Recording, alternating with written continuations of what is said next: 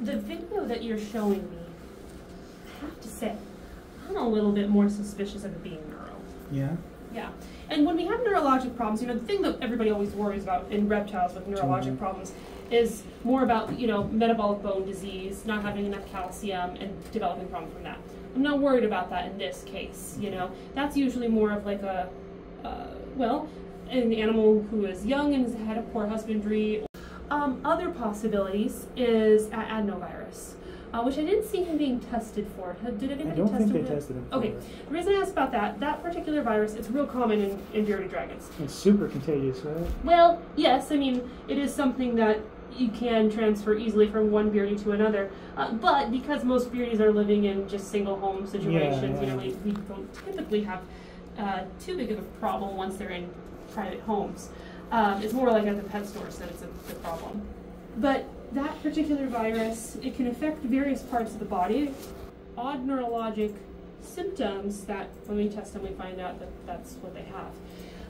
And usually you get adenovirus when you're young, from being around other individuals. Why do some of them develop neuroscience later? I don't have an answer for you on that one, unfortunately.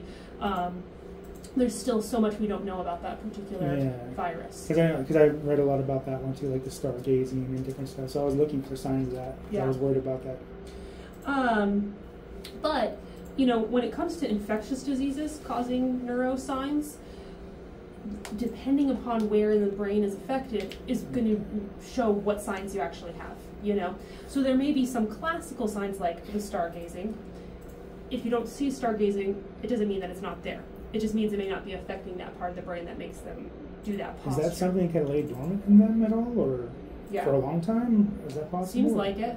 Again, there's still a lot we don't know about that particular virus and have to learn about it. Okay. But I would say, subjectively, that yes, we've had cases where they're developing neuroscience later in life. It's just the way he is so exaggerated with his forelimbs, with his movements, is just more neuro-looking than it is musculoskeletal. With musculoskeletal, and also the length of time too.